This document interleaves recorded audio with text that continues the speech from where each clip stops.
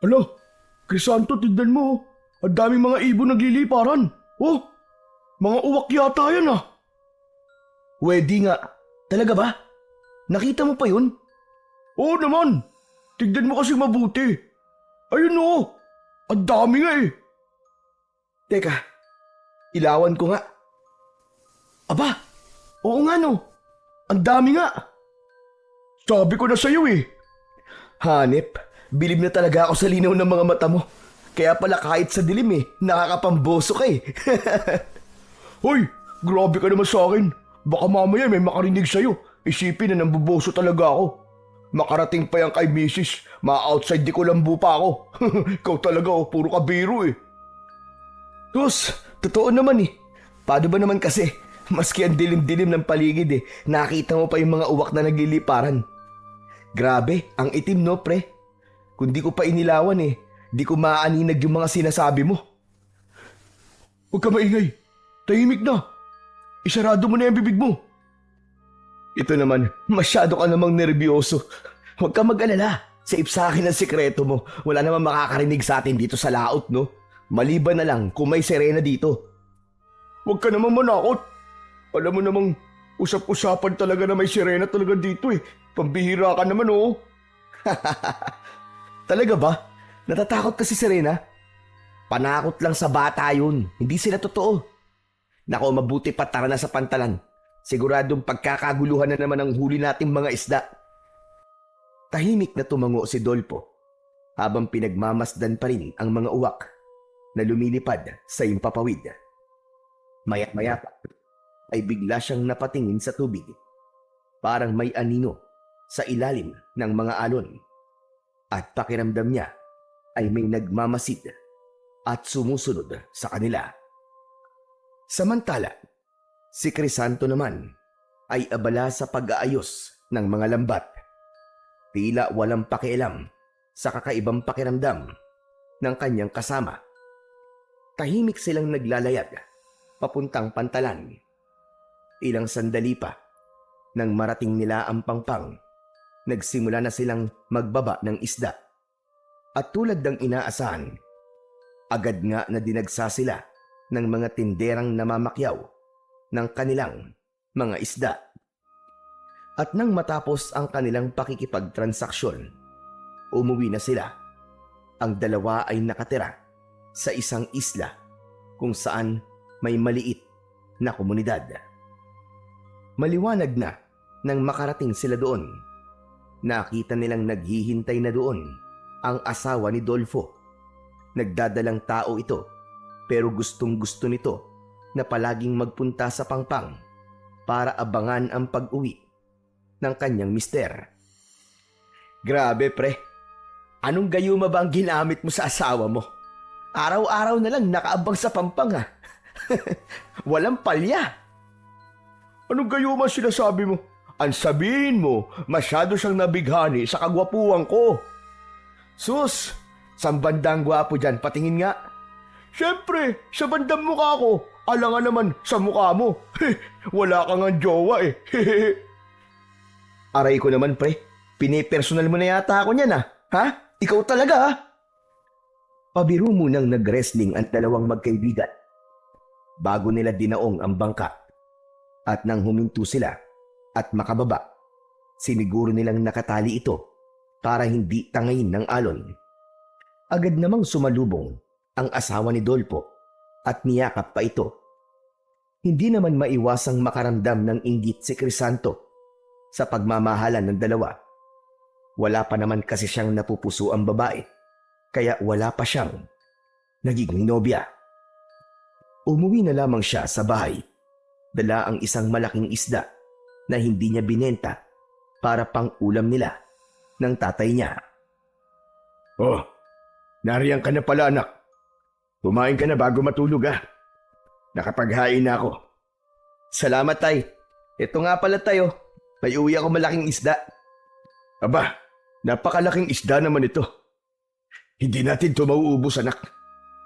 Pero anak, para siguradong di masasayang, pagka nakaluto na ako mamayang tanghali, dalhan mo na lang yung anak ni Juana. Ayan na naman kayo tay Nirereto nyo na naman ako kay Isabel eh. Ano bang masama roon? Dalaga naman siya, binata ka naman. Aba, kung hindi ako kikilos anak, baka hindi ka na makapag-asawa. Tignan mo nga ang kaibigan mo si Dolpo. Magkakaanak na. Samantalang ikaw, bokya ka pa rin. Itay, manliligaw po ako kapag may napusuan na po ako. Sa wala pa po ako nakikitang babae na nagpapatibok po ng puso ko eh. Aba, ano pala ang kulang kay Isabel? Maganda naman siya, morena, sexy. Ang gusto mo naman yata kasi, malalabanos ang kutis tulad ng mga nakikita mo sa pantalan. Naku, Crisanto, kung ganung mga babae ang gusto mo, abay, aralin mo ang ibang trabaho. Hindi mo kayang ibigay ang luho ng mga yon sa pangingisda lang. Itay, hindi naman po sa ganun. Hindi lang po talaga si Isabel ang tipo kong babae. Mas matapang pa sa akin yun eh. Hindi kami talo nun. Ay nako, bahala ka nga. Pero sana naman, mabigyan mo na ako ng apo. Para naman kahit matanda na ako at hindi ko na kayang mangisda, ay may pinagkakaabalahan naman ako dito. Oo na po, oo na po. Susubukan ko po tayo, huwag kayo mag-alala.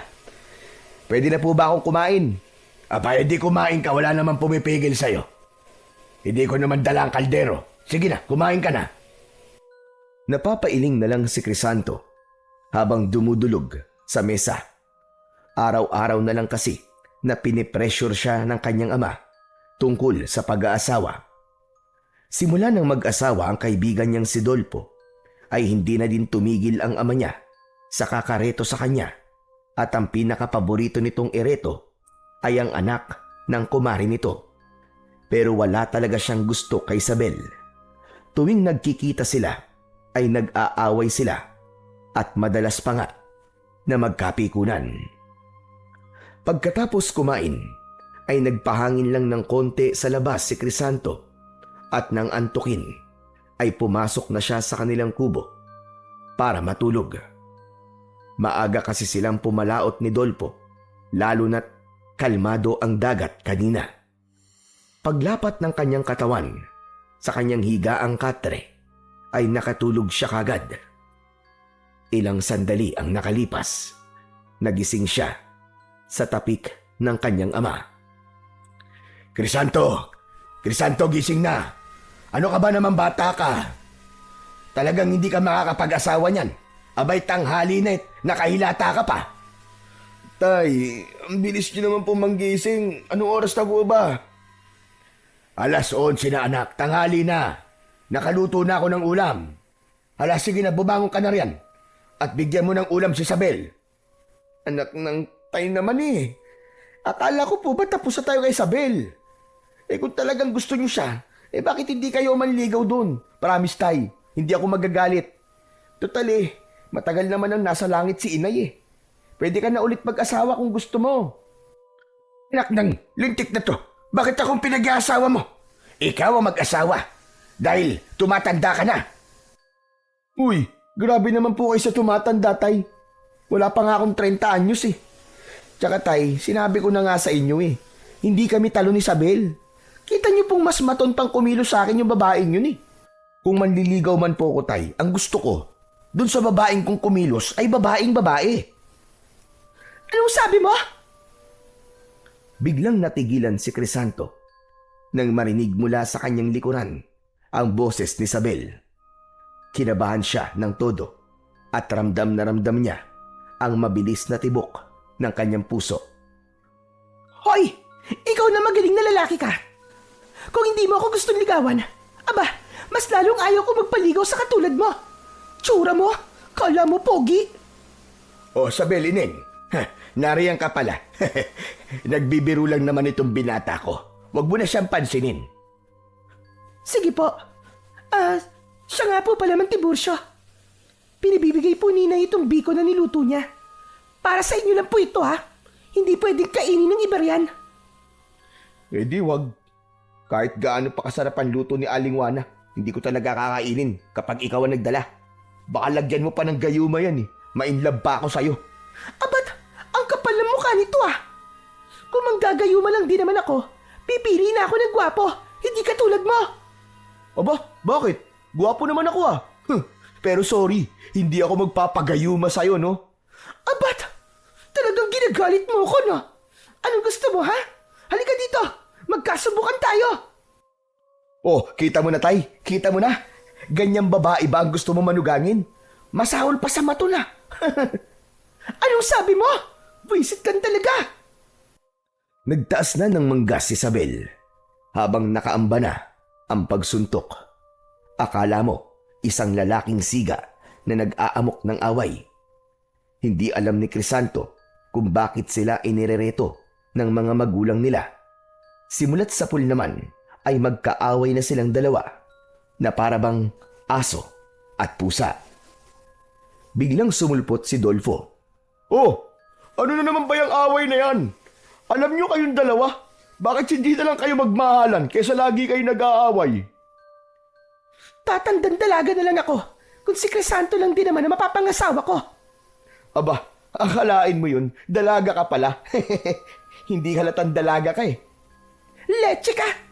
Kung hindi dahil kay inay at Mantibursyo, never akong aapak sa pamamahay mo. Ay nako, makalayas na nga. Ang baho ng amoy dito. Padabog na lumabas ng kubo si Isabel. Sinuntok pa nga nito ang pinto bago tuluyang makalabas.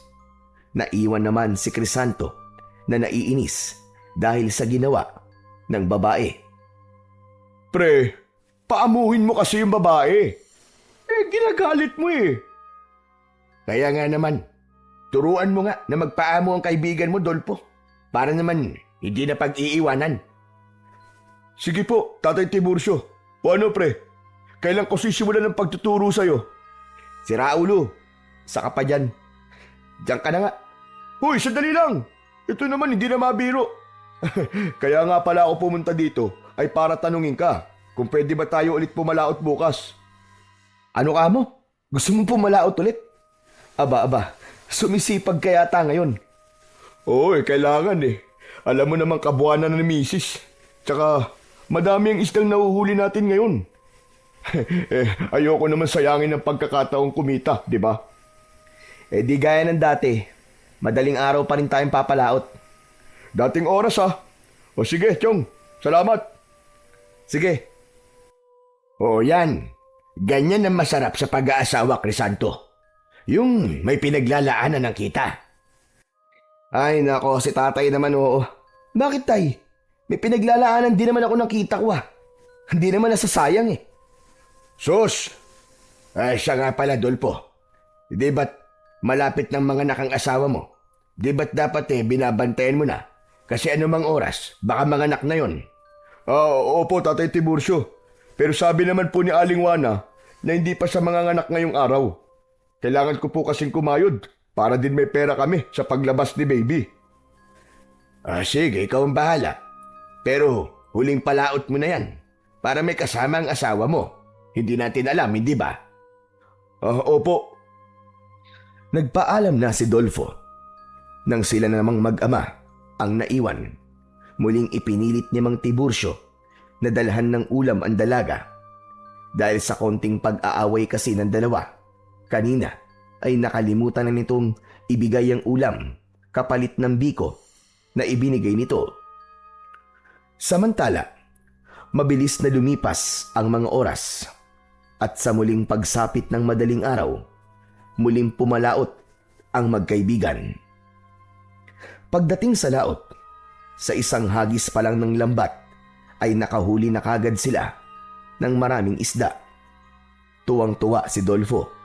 Konting oras lang ang inilagi nila dahil sapat na ang dami ng huli nilang isda. Kagad silang nagpunta muli sa pantalan para ibenta ang mga ito.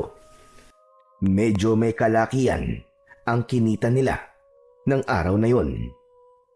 Samantala, pagbalik nila sa isla ay nagtaka si Crisanto nang makitang wala ang asawa ni Dolfo sa pangpang. Oh, ngayon lang yata wala ang asawa mo, pre ah. Araw-araw na nakaabang sa'yo yun, pero ngayon lang pumalya. Oo nga eh. Ano kaya nangyari? Hindi kaya nanganak na siya, pre? Maya-maya, habang itinatali nila ang bangka, dumating si Mang Tiburcio Tumatakbo ito palapit. Dolfo! Dolfo, iwan mo na yan! Bilis! Bilisan mo! Umuwi ka na! Oh, bakit to? Ano po nangyari? Basta umuwi ka na lang iyo. Kami nang bahala dyan. Sige po. Mabilis na tumakbo pa uwi si Dolfo. Dala ng sobrang pag-aalala sa asawa. Mabilis na itinali ni Mang Tiburcio ang bangka at pagkatapos ay kinausap niya ang anak. Anak, sundan na natin ang kaibigan mo. Tara na. Teka, tay, bakit po ba?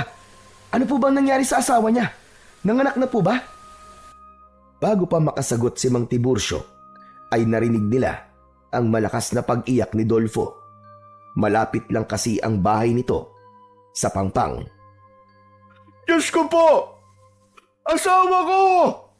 Sino may gawa nito sa'yo? Dahil sa narinig, ay napatakbo agad si Crisanto papunta sa bahay ng kanyang kaibigan. Pagdating doon, ay nadatnan niyang nakahiga sa papag ang asawa nito. Manipis na ang tiyan at nababalutan ng kumot ang katawan. Napakapusyaw ng mukha nito na para bang wala ng buhay. Diyos ko! Ano nangyari kay Dina, tay? Mukhang inaswang, anak. Kinuha ang sanggol sa tiyan niya. Paano nangyari yun? Wala namang aswang dito sa atin, Hindi ko nga rin alam eh. Nakita na lang namin si Dina. Nawakwak ang tiyan at wala na ang sanggol. Patuloy ang malalakas na pag-iyak ni Dolfo. Hindi makapaniwala ang lahat sa sinapit ng asawa. Diyos ko, patawarin mo ako, Dina, asawa ko. Hindi na lang sana kita iniwan na mag-isa. Hayop ang mga aswang na yan. Hayop sila. Papatayin ko sila. Papatayin ko sila. Halos magwala sa galit si Dolfo. Hindi nito malaman ang gagawin kung lalabas ng kubo o yayakapin ang asawa. Sa huli ay napaluhod ito sa tabi ng papag bago umiyak ng malakas at piniling yakapin ang asawa. Awang-awa naman si Crisanto kay Dolfo. Ang tagal bago naimasmasan si Dolfo. Ramdam ni Crisanto ang labis na pagdurusa ng kaibigan niya dahil asawa't anak nito ang nawala. Hindi siya umaalis sa tabi nito para umalalay. Naimasmasan man si Dolfo sa pag-iyak ay bakas naman ang galit sa mukha nito. Ano ba nangyari sa asawa ko? Bakit nangyari sa kanya yun? Bakit? Bakit? Nakarinig na lang kami ng malakas na sigaw mula sa kubo nyo. Nang puntahan namin, ay nakakita kami ng mga ibon sa bubong ng bahay nyo. Nagliparan ng mga ito paalis. Tapos nang pasukin namin si Dina, wala na. Wakwak na ang tiyan niya. Mga uwak po ba tinutukoy yung ibon, Mang Tiburcio? O, Dolfo, hindi ko nga alam kung saan galing ang napakaraming uwak na yun eh. Dati naman nang may mga uwak dito. Pero kakaibang mga yon, ang dami nila. At sama-sama kung lumipad. Mga lintik na ibog yun. Papatayin ko sila. Papatayin ko sila lahat. Agad na kinuha ni Dolfo ang terador niyang nakasabit sa haligi ng kubo at pagkatapos ay mabilis na lumabas ng bahay. Mabilis namang sinundan ni Crisanto ang kanyang kaibigan. Dolfo! Dolfo, sandali! Dolfo, sandali! Kumalma ka lang! Dolfo! Kumalma! Kung ikaw ang namatayan ng asawa at anak, kakalma ka ba, ha? Kakalma ka ba? Palibasa! Hindi mo nararamdaman ang nararamdaman ko. Kasi wala ka namang asawa at anak. Para hindi mo ko kaaway. Kakampi mo ko. Ang sinasabi ko lang sa'yo, huwag kang padalos-dalos. Hindi pang karaniwang uwak lang ang pumatay sa mag-ina mo, pare. Siguradong aswang ang mga yon. Mapapahamak ka. Wala akong pakialam. Kahit aswang pa sila, hindi ko sila uurungan. Igaganti ko mag-ina ko. Papatayin ko silang lahat. Hindi na napigilan pa ni Crisanto si Dolpo nang magpunta ito sa kakawyan. Ilang sandali pa ay nakasunod na din ang ilang mga kalalakian kasama si Isabel para tumulong sa pag-aalalay kay Dolpo. Naiintindihan naman nila ang labis na galit ng lalaki. Ayaw nila itong mapahamak kaya nakaalalay sila sa likod nito. Ginalugad nila ang gubat. Naghati-hati sila ng grupo. Samantala si Dolpo naman, bawat uwak na makita ay tinitirador niya. Pare, sandali! Pare! Huwag mo namang ilabas ang galit mo sa mga inosenteng ibon. Hindi sila ang pumatay sa asawa mo, kundi mga aswang. Pabayaan mo nga ako, Crisanto. Papatayin ko silang lahat. Wala akong ititira ni isa sa kanila. Samantala, habang patuloy sa pagtira ng mga ibon si Dolfo, nakita nila si Isabel na paparating. Mga kasama, may nakita kaming kahinahinala sa kanlurang bahagi ng isla. Madali kayo! Ha? Anong kahinahinala? Maliit lang naman ang isla natin at halos magkakakilala ang lahat. Pero may sumulpot bigla na mga kubo sa ilagang bahagi at hindi ko kilala ang mga nakatira. Baka sila mga aswang. Baka sila mga aswang. Papatayin ko sila. Dolpo, sandali. Huwag kang padalos-dalos. Hindi mo kilala ang mga kalaban mo. Kaya huwag kang magpadala sa galit. Ayusin muna natin ang burol ng asawa mo. Pwede ba? Natigilan saglit si Dolpo sa sinabing yun ni Isabel. Pagkatapos ay unti-unting nawala ang galit sa mukha nito at napalitan yun ng paghinagpis. Napaluhod pa sa lupa ang lalaki at doon muling umiyak. Naupo naman si Isabel sa tabi ng lalaki at inakbayan ito. Dolfo, kaibigan ko si Dina. Kaya kakampi mo ko. Masakit sa akin ang nangyari sa kanya. Gusto ko rin siyang ipagiganti. Pero hindi pa ngayon ang tamang oras. Pagkalibing ni Dina, kasama mo akong tutugi sa mga salot na aswang na yan. Hindi din ako papayag na may mabiktima pa ulit ang mga halimaw na yan. Pumayag din si Dolpo na umuwi matapos itong kausapin ni Isabel. Kahit paano ay napahanga sa dalaga si Crisanto. Hindi niya akalain na sa ganong pagkakataon ay maaasahan pala ang dalaga. Pagka-uwi nila ay agad na inayos ang burol ni Dina. Hindi pa rin makausap ng matino si Dolpo pero kahit papano ay kumalma na ito. Kailangan nating mahanap ang mga ibon na yon. Kung aswang man sila, ay dapat na silang mapuksa bago pa nila tayo ubusing lahat. Tingin niyo po, tay, mga aswang nga kaya yung mga dayo sa ilaga? Sino pa ba dapat paghinalaan kundi sila lang? Hindi nga natin namalayan ang pagdating nila. Bigla na lang sila nagsulputan dyan. Pero hindi naman pwedeng basta-bastang mambintang na walang ebidensya. Magmamanman po ako mamayang gabi malapit sa kanila. Baka sakaling may masagap po akong ebidensya na sila ang mga aswang na sumalakay sa atin. Teka, Isabel. Hindi ba delikado ang gagawin mo? Gabi ka pa talaga magmamanman doon? Ano bang pakialam mo? Kita mo na tong babaeng to. Ako na nga itong concern sa'yo eh. Ganyan ka pa? Oo, tama na yan, tama na. Eh na naman kayong dalawa eh. Mag-aaway na naman kayo eh. Ay, naku, pambira talaga ang mga batang ito. Pero may punto naman ang anak ko, Isabel. Delikadong magmanman doon. Paano kung sila nga mga aswang? Eh di napatay ka nila. Wala naman po kasing ibang paraan para malaman po kung sino mga aswang. Tsaka, mag-iingat naman po ako. O sige, ganito na lang. Sasamahan na lang kita. Nako, wag na. Baka ikaw pa maging dahilan ng pagkahuli ko kapag sumama ka.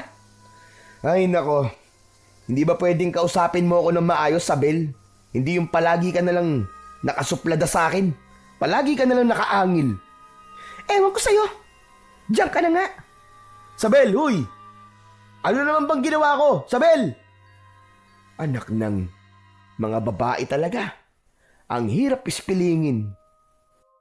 Pagsapit ng gabi, ay minatyagan ni Crisanto si Isabel Iniisip niya na hindi kayang gawin ng babae ang sinabi nito, pero nag-alala pa rin siya na baka tumuloy pa rin ito sa pinaplanong pagmamanman sa lugar ng mga dayo. 10:00 ng gabi nang makita niyang umalis ito sa burol ni Dina. Palihim na sinundan ni Crisanto si Isabel hanggang sa makauwi ito. Akala ng binata ay matutulog na ang dalaga, pero nagulat na lang siya nang muli itong lumabas. Nakasuot na ng itim na pantalon at t-shirt. Nakatago ang mahabang buhok sa suot na sombrero, tapos may nakasabit pang itak sa bewang nito. Naglakad si Isabel papunta sa kakahuyan, kaya napakamot na lang sa ulo ang binata. Anak ng teteng, napakatigas talaga ng ulo ng babaeng to. Saan kaya kumukuha ng tapang to? Palihim niyang muling sinundan si Isabel. May dala itong flashlight, habang si Crisanto ay pilit inaaninag ang daan sa tulong ng mapusyaw na liwanag ng buwan. Pagkatapos ng mahaba-habang lakaran, ay nakarating sila sa hilagang bahagi ng isla. Nagtago si Isabel sa malalagong damo habang nakasilip sa kuta ng mga dayo. Si Crisanto naman ay nagtago sa likod ng malalaking puno habang nakatanaw sa dalaga. Nakita nila ang pagtitipon ng mga tao sa labas.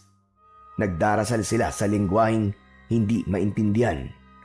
Dahan-dahan namang lumapit si Crisanto sa likod ni Isabel habang nakatitig sa mga taong nagtitipon. Ilang saglit lang ay nagpalit anyong uwak ang mga ito. Akmang sisigaw si Isabel, pero mabilis na natakpan ni Crisanto ang bibig ng dalaga. Isabel, tahimik ka! Ako to, si Crisanto! Huwag ka sisigaw! Maririnig nila tayo! Ano ba? Ano bang ginagawa mo dito? Sinundan ka! Halika na! Kailangan malaman ng mga kababaryo natin na sila nga ang mga aswang. Maingat pero nagmamadaling naglakad ang dalawa pabalik sa mga kabahayan. Nang magliparan ang mga ibon, ay mabilis silang dumapa sa lupa para hindi sila mapansin ng mga ito. Nang wala na ang mga ibong uwak, ay doon lang sila muling tumayo. Diyos ko po, Crisanto! Papunta sila sa mga kabayan! Halika na! Magmadali na tayo! Hawak kamay na tumakbo ang dalawa hanggang sa makarating sila sa mga kabayan. Nagkakagulo ang mga tao dahil sa mga nagliliparang uwak sa paligid. Lalo na sa burol ni Dina. Nagpulasan ang mga tao at pumasok sa kanya-kanyang mga bahay. Ang natira na lang sa burol ay si Dolpo at ang mga magulang ni Dina. Natigilan naman sila Crisanto at Isabel sa hindi kalayuan at parehong nakatanaw sa mga ibon. Mula doon ay rinig nila ang pagsigaw ni Dolpo. Mga walang hiya! Papatayin ko kayong lahat! Uubusin ko kayo! Dolfo, pumasok ka na sa loob ng bahay! Huwag kang lalabas! Mapapahamak ka! Nakasilip lang si Mang Tiburcio sa bintana ng bahay nila. Hindi naman nagpapigil si Dolfo at lumabas pa rin ito. Wala nang nagawa si Mang Tiburcio kundi panoorin mula sa bintana ang ginagawa ni Dolfo. Hindi na nga napigilan pa si Dolfo ng mga magulang nito, lalo na nang damputin nito ang terador at mabilis na lumabas ng bahay. Pumulot ito ng bato at inasinta ang isang uwak. Tinamaan naman ang ibon at bumagsak sa lupa. Ngunit ang nakagigimbal pa doon ay nagpalit anyong halimaw ang ibon nang lumapag ito sa lupa. Napuno ng takot ang mga tao, lalo na nang magsipaglapag na rin ang ibang mga ibon sa anyong halimaw. Sige! Dakpin ang lalaking yan! Kunin ang lahat ng mga taong makukuha ninyo! Nagsimulang maging bayulente ang mga aswang. Lahat ng kubo ay winasak ng mga ito para mapalabas ang mga tao na puno ng iyakan at sigawan ang islang yon. Sina Crisanto at Sabel naman ay mabilis na nagtago habang kuyom ang kamaong nakamasid sa nangyayari sa mga kaisla. Bitiwan niyo ako, mga hayop kayo! Mga demonyo kayo! Pagbabayaran niyo ang ginawa niyo sa asawa ko! Matapang ka, lalaki. Wala ka nang laban. Napakayabang mo pa rin. Paano mo kami mapapaslang kung biyag ka na namin? Hindi ko man kayo mapatay ngayon. Pero darating din ang karma yung tandaan niyo yan. Mga hayop! Mga halimaw! Hindi mangyayari yan. Dahil simula sa araw na ito, ako na ang magiging pinuno sa islang ito. At kayong lahat, magiging pagkain na lang namin kayo. Maawa kayo sa mga tao rito. Wala kaming kasalanan sa inyo. Nananahimik ang isla namin, kaya pakiusap. Umalis na kayo dito. Sa tingin mo ba, ay aalis pa kami dito, hatanda? Payapa ang islang ito at bihira ang nagagawin dito. Ligtas ang aming kulto dito, kaya dito kami magsisimula ng bagong buhay. Habang nagkakagulo ang lahat, isang aswang ang nagsabing mabubusog sila sa gabing yun dahil marami silang pwedeng kainin, mga bata at babae. Subalit hindi sumang-ayon doon ang kanilang pinuno. Huwag! Hindi natin sila dapat ubusin ngayong gabi para may pagkain pang matitira sa mga susunod na araw. Unahin ang mga walang pakinabang. Unahin ang matatanda. Humalakhak ang mga aswang bago nagkanya-kanya sa pagdampot ng mga matatanda. Unang kinuha si Aling Juana na ina ni Sabel. Nagpumiglas ang matandang babae pero malalakas ang aswang na may hawak sa kanya. Kitang-kita naman ni Sabel ang takot at pagmamakaawa ng kanyang ina. Hindi na kinaya ng babae ang nakikita kaya tumayo siya sa pinagkukublihan. Sabel, saan ka pupunta? Papatayin nila ang nanay ko! Papatayin ka din nila kapag nagpakita ka. Anong gusto mong gawin ko? Tumunganga na lang habang pinapatay ang nanay ko. Kung naduduwag ka, magtago ka na lang dito. Pero pabayaan mo akong makalis. Mabilis na nakatakbo si Sabel palapit sa kanyang ina. Wala nang nagawa pa si Crisanto kung hindi ang magtago habang nagdarasal na sana ay walang mangyari sa mga mahal niya sa buhay. Mga hayop kayo! Bitiwan niyo ang nanay ko! Hulihin ang babaeng yan! Tignan nyo kung may kasama pa siya! Mabilis na kumilos si Crisanto at tumakbo siya papasok sa madilim na bahagi ng kakawyan.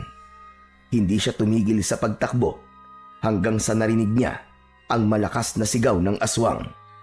Nakita na siya ng mga ito na tumatakas. Hanapin ninyo! Hindi rin naman makakaalis sa isla ang taong yon! Nagpatuloy siya at hindi tumigil hanggang sa makarating sa kabilang bahagi ng isla. Nakita niya ang pampang. Walang tao. Wala na rin siyang ibang matatakbuhan. Lalo at alam niyang nakasunod sa kanya ang mga aswang sa kakawyan. Maya-maya pa ay dumating na ang kanyang mga kalaban. Unti-unti siyang napaatras hanggang sa ang tubig ay naramdaman na niya sa kanyang mga paa. Mariing napapikit si Crisanto nang maalala ang kanyang ama. Matanda na rin ito at tiyak na isa ito sa mga papaslangin. Nilingon niya ang mga humahabol sa kanya. Nasaan yung halimaw na ang mga ito at naglalakad palapit sa kanyang kinaroroonan. Itay, patawarin mo ko. Kung mahuhuli nila ako, katapusan na nating lahat. Bago pa makalapit ang mga aswang, ay tumakbo na si Crisanto papunta sa dagat. Alam niyang walang kasiguraduhan ang gagawin niya pero kailangan niyang subukang tumakas. Kung lahat sila ay madadakip, wala nang iba pang makakatulong sa isla nila. Diyos ko, tulungan niyo po ako. Kailangan kong makatakas sa mga aswang na to upang makahingi ako ng tulong. Pinilit niyang lumangoy at kalabanin ang alon ng dagat. Walang kasiguraduhan ang paglangoy niya at ang tanging kinakapitan niya ay ang pag-asang magmilagro para mabuhay siya at makatawid sa malawak na dagat. Sumuko ang mga aswang sa paghabol sa kanya. Bumalik na ang mga ito sa mismong baryo. Samantala, ilang oras ding nagpalutang-lutang sa dagat si Crisanto. Napapagod na siya sa paglangoy at sigurado din naman na walang tulong na darating para sa kanya. Nagdasal siya sa kanyang isip na sana ay magkaroon ng himala at makaligtas siya sa tiyak na kapahamakan. Pinilit niyang ilaban ang kanyang buhay laban sa lamig at sa banta ng pagkalunod. Gusto niyang makaligtas para mabalikan niya ang kanyang mga kaisla. Ngunit bigla siyang napulikat. Napadaing siya sa sakit hanggang sa unti-unting lumubog. Pinilit niyang umahon pero hindi niya na nakayanan pa ang lakas ng alon. Marami na siyang nainom na tubig. Buong akala niya ay katapusan niya na. Pero bago siya nawalan ng malay, ay naramdaman niyang may biglang pumulupot na mga kamay sa kanyang braso. Hindi niya na nakita kung sino ang humawak sa kanya dahil tuluyan na siyang nawalan ng malay. Nang bumalik ang ulirat ni Crisanto, ay nasa isang madilim na kuweba na siya at nakahiga sa malaking tipak ng bato. Nananakit ang buo niyang katawan pero pinilit niyang makabangon. Nagulat pa siya nang may marinig na malamyos na tinig. Kumusta na ang iyong pakiramdam, Crisanto? Ha? Sino ka? Nasaan ka? Narito ako sa tubig. Huwag kang mag-alala. Isa akong kaibigan. Isang magandang babae ang nasilayan ni Crisanto na nakalublob sa tubig. Tanging ulo lang nito ang nakalitaw kaya hindi niya makita ang buong katawan ng babae. Nakakapag-adjust na din ang mga mata niya sa dilim. At kahit paano ay may sumisilip na ring liwanag mula sa bukana ng kuweba. Sino ka? Nasaan lugar tayo? Narito ka sa lugar ko. Nalunod ka sa dagat. Kaya dinala kita dito. Isang araw kang walang malay. Teka, naaalala ko na. Tumakas ako mula sa mga aswang na gustong sumakop sa isla. Pinulikat ng pa ako, kaya nalunod ako.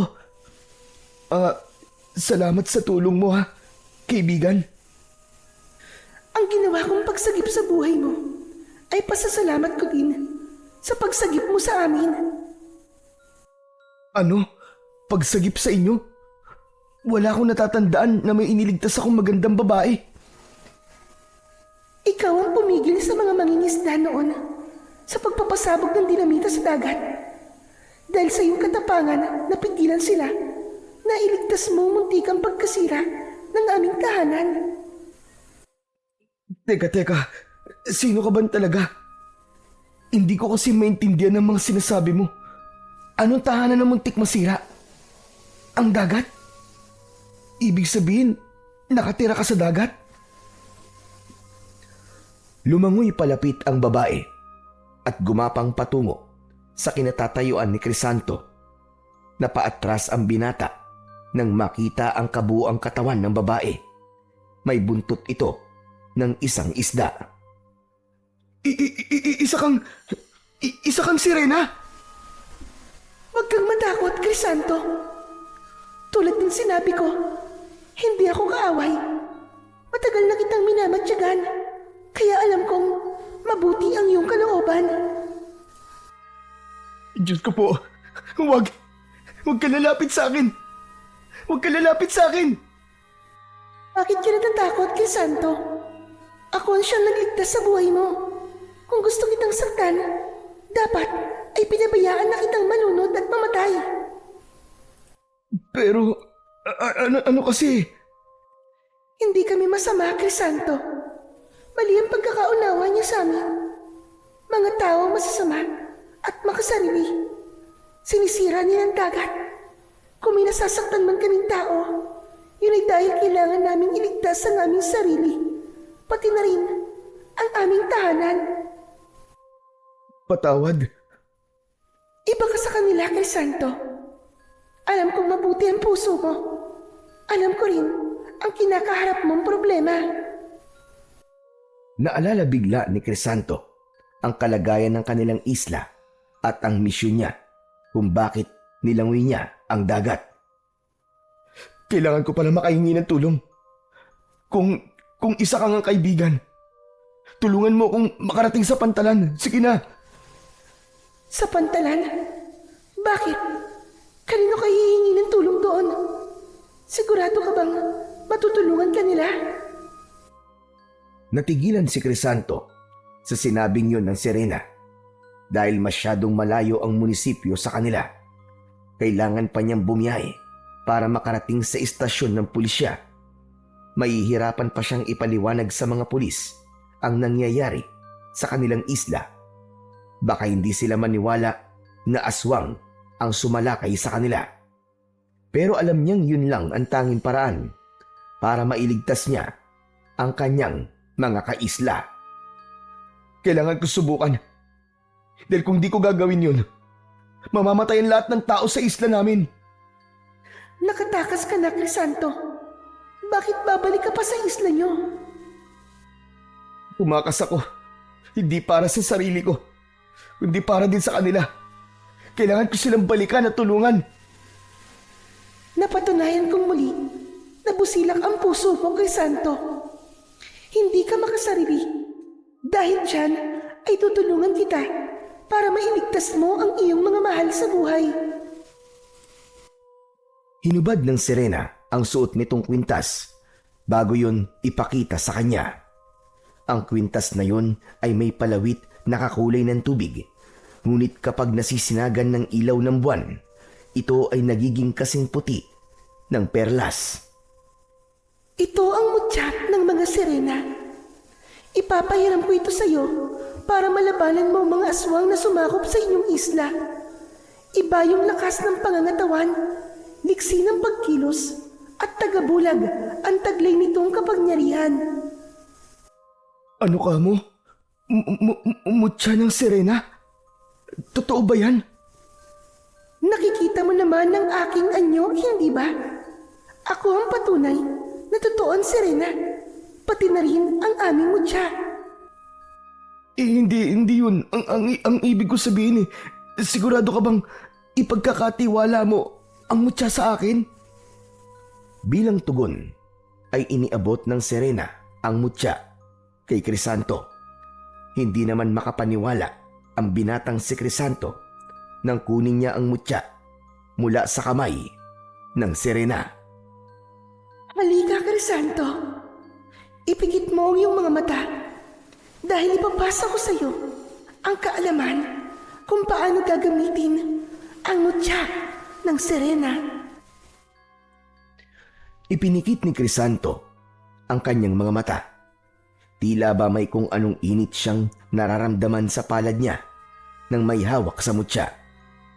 Gumapang ang kakaibang init na yun sa buo niyang katawan at para siyang nalulunod sa kung anong enerhiyang dumaloy sa kanyang mga ugat.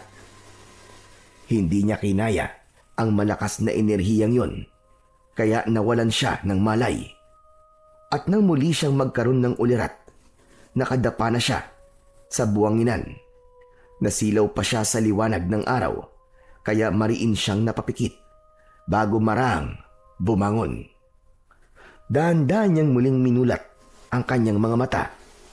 Doon lang niya napagtanto na naroroon na siya sa kanilang isla. Naglakad siya sa may kakawyan upang makapagkubli at doon ay may nakita siya.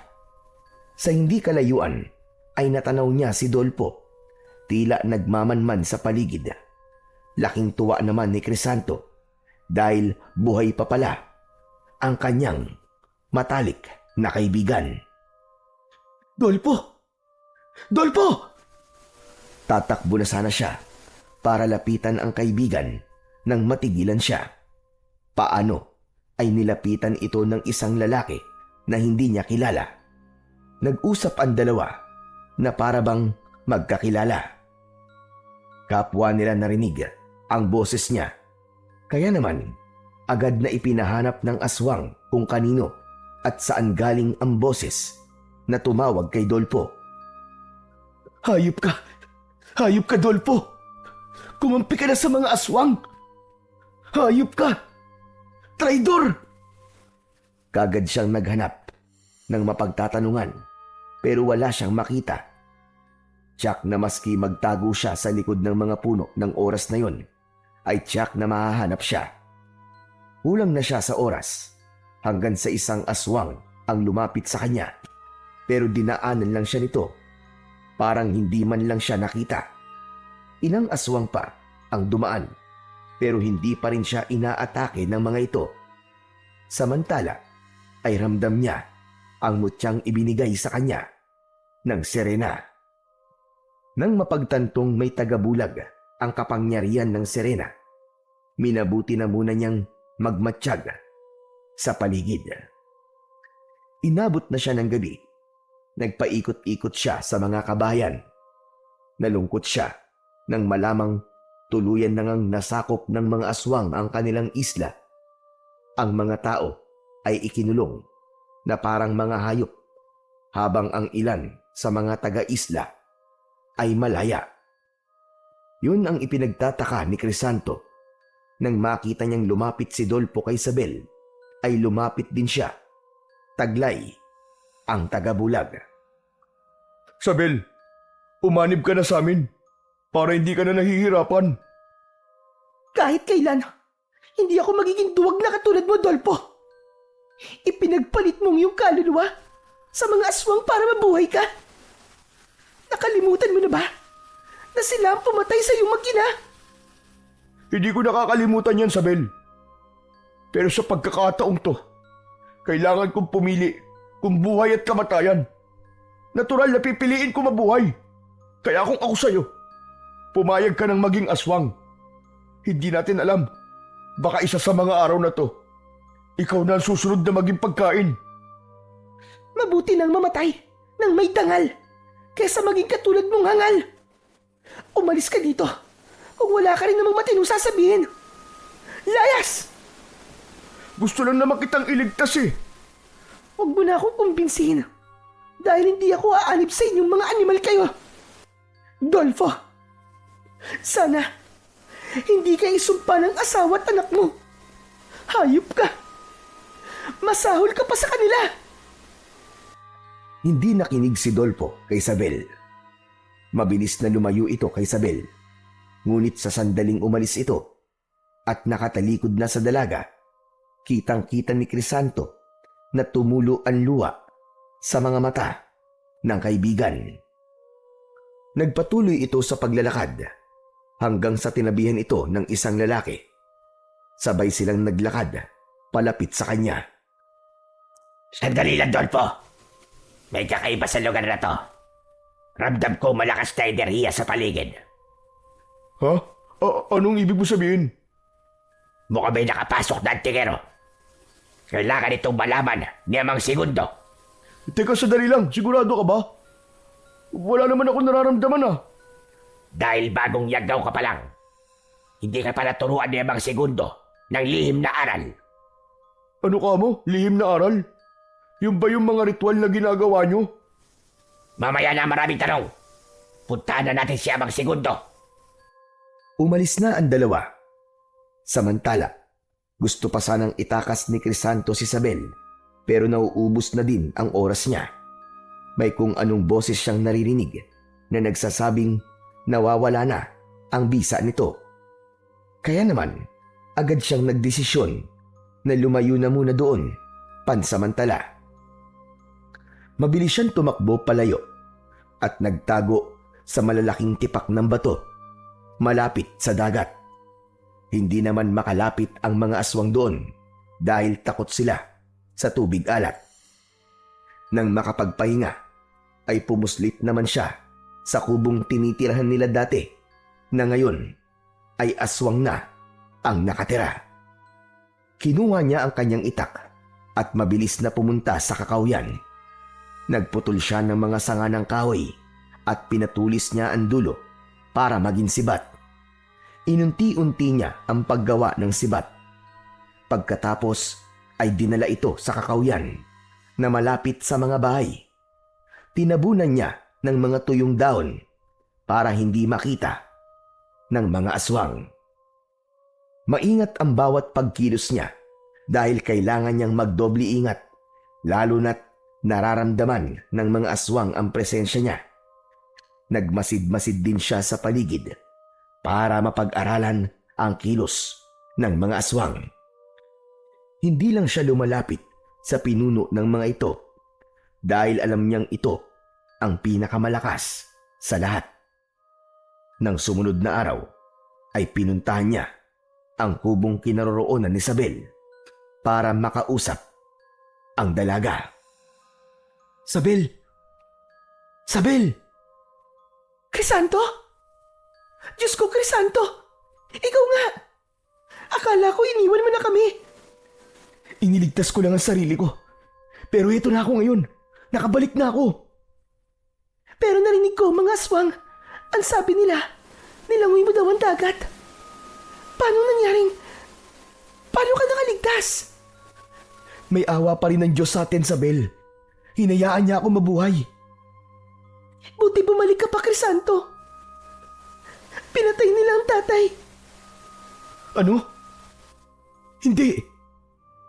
Pero, patawad. Hindi ko sila nailigtas. Hindi ko kaya. Mga hayop sila. Mga hayop sila. Kung hindi ka na sana umalis nun, sana natulungan mo ko. Pero Sabel, kailangan kong umalis nun. Dahil lang nasa isip ko nun ay ang humingi ng tulong. May nahanap ka ba? Nasaan sila? Nasaan ang tutulong sa atin? Wala. Pero bumalik ako ng mas malakas. Pero kailangan ko ang tulong mo. Ililigtas natin ang isla. Pero bago yun, gusto kong kausapin mo si Dolfo. Si Dolfo? Ang walang yun. Traidor ang kaibigan mo na yun. Kumampi sa mga kaaway. Kapalit ang buhay niya. Hindi traidor ang kaibigan ko, Sabel. Hindi niya gagawin yun. Pero ginawa na nga niya. Malakas ang kutob ko na may pinaplano yun, Sabel. Hindi siya basta-basta kakampi sa kaaway. Maniwala ka sa akin. Hindi. Ayoko makipag-usap sa hayop na traidor na yun. Hindi yan ang gusto kong marinig. Ang gusto kong malaman ay kung paano mo kami matutulungan. Ano magagawa mo para iligtas ang isla? May tatakas mo ba kami lahat? Walang paraan para makatakas tayong lahat sa isla. Dahil sinira nila ang lahat ng mga bangka. Ang magagawa lang natin ay labanan sila. Ano? Labanan? Nagpapatawa ka ba? Ano ang laban natin sa mga aswang? Kapwa natigilan ang dalawa nang may marinig silang yabag na paparating. Agad na pumuesto si Crisanto sa gilid ng pinto. Kaya nang bumukas ito ay hindi siya nakita ng lalaking pumasok. Sino kausap mo rito? Bakit? May nakikita ka bang tao dito? Nakausap ko? Amat, pilosopo kang babae ka. Magpakasaya ka na ngayon. Dahil mamayang gabi, katapusan mo na. Hindi ako natatakot sa inyo. Patayin niyo man ako. Hindi ko isusuko ang kaluluwa ko sa sinasampan yung demonyo. Tignan na lang natin mamaya. Ang tapang mo. Aalis na sana ang aswang nang matigilan ito. Sumingot-singot ito sa paligid at para bang nakikiramdam. Sisilip sana ito sa likod ng pinto pero mabilis na humarang si Sabel. Ano ba yun, ha? Bakit hindi ka pa umalis dito?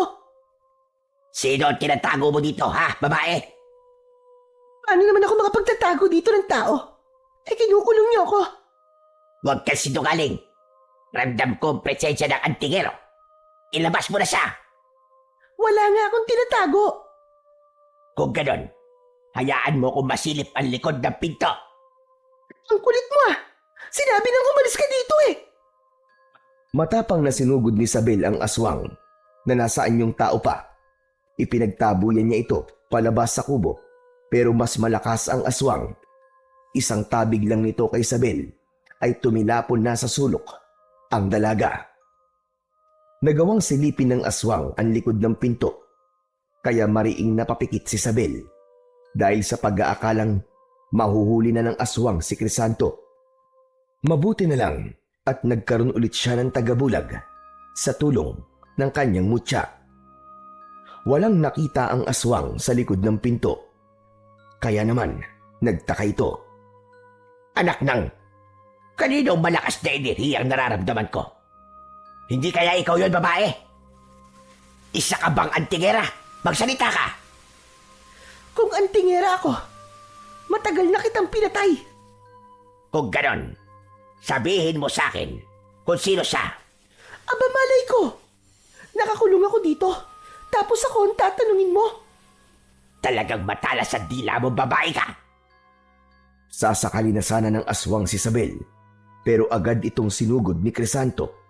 Inilabas niya ang itak na nakuha niya sa kubo nila at yun ang ginamit na pansaksak sa aswang. Napatakip naman sa bibig si Isabel nang makita niyang dumugo ang parting dibdib ng aswang at saglit lang ay binawian na ito ng buhay. Hindi rin kasi nakikita ni Isabel si Crisanto. Isabel, naniniwala ka na ba sa akin na kaya ko kayong tulungan? Crisanto? Crisanto, nasan ka? Taglay kong tagabulag na nakuha ko sa mutya na Serena. Presensya ng mutya ang nararamdaman ng mga aswang. Pero, papanong... Tsaka na ako magpapaliwanag, Isabel. Kailangan ko ang tulong mo. Kapag tinipon kayo mamaya para pakainin, bulungan mo ang ibang mga kalalakihan. Sabihan mong may mga sibat akong ginawa at itinago malapit sa kakauyan. Tinabunan ko mga to ng mga tuyong dahon. Magagamit ninyong panlaban yun sa mga aswang. Basta, itarak nyo direkta sa dibdib nila. Sige. Pero paano? Anong gagawin natin? Paano namin yun makukuha? Makinig kang mabuti. Gagawa ako ng gulo. At kapag nagkagulo ang mga aswang, ayun na ang hudyat para magsitakbo kayo at kunin ang mga armas. Ang importante ay hindi malaman ng mga aswang ang binabalak natin. Sige, Crisanto. Ako nang bahalang magsabi sa iba. Pero, paano ang bangkay na yan? Huwag ka mag-alala. Ako nang bahala dyan. Binuhat ni Crisanto ang bangkay ng aswang. Hindi ito naabo dahil anyong tao ito nang mapaslang niya. Iilan lang ang mga aswang nagising para magbantay. Karamihan sa kanila ay tulog sa araw. Kaya naman, hindi nahirapan si Crisanto na ilabas sa kubo ang bangkay. Dinala niya ito sa harap ng kubong tinitirhan ni Segundo. Matapos yun, ay bumalik na siya sa dagat para planuhin ang gagawing paglusob mamayang gabi. Magdadagdag pa siya ng mga sibat para mas maraming magamit ang mga kalalakihan kapag nagsimula na ang pakikipaglaban nila sa mga aswang. Habang naglalakad, ay nakita niya ang ibang mga aswang na nagbabantay sa paligid. Hindi kasama ang kaibigan niyang si Dolpo sa nakatokang magbantay doon ng araw na yun. May mga inaatasan kasi ang pinunong si Segundo para magbantay sa dating daungan ng mga bangka para makita kung may darating o aalis. Wala na din naman ang mga bangkang pangisda doon dahil sinira na ito ng mga aswang. Agad na naalala ni Crisanto ang kanyang ama, pati na ang mga kababayan niyang pinatay ng mga ito. Nakaramdam siya ng matinding galit. Mga hayop kayo! Magbabayad kayong lahat! Magbabayad kayo sa ginawa niyo sa amin! Hinugot niya ang itak na nakasukbit sa bewang niya bago marahang nilapitan ang isang aswang. Agad niya itong sinaksak sa bandang dibdib. Hindi man lang namalayan ng mga kasama nito ang ginawa niyang pagpatay. 5 aswang ang naroon, kaya kailangan niyang magdahan-dahan para hindi siya mapansin ng mga ito. 1 aswang pa ang nakahiwalay sa mga kasama, kaya iyon ang pinuntirya niya. Agad niya itong sinaksak sa bandang dibdib din na agad nitong ikinamatay. 3 aswang na lamang ang natitira at nagkukumpulan ang mga ito. Hindi naman siya nakikita, kaya marahan siyang lumapit sa kinatatayuan ng mga ito. Nang makalapit siya, ay naalerto ang mga aswang. Parang nararamdaman ng mga ito ang presensya niya. Sinugod ni Crisanto ang 1 aswang na akmang tatakas.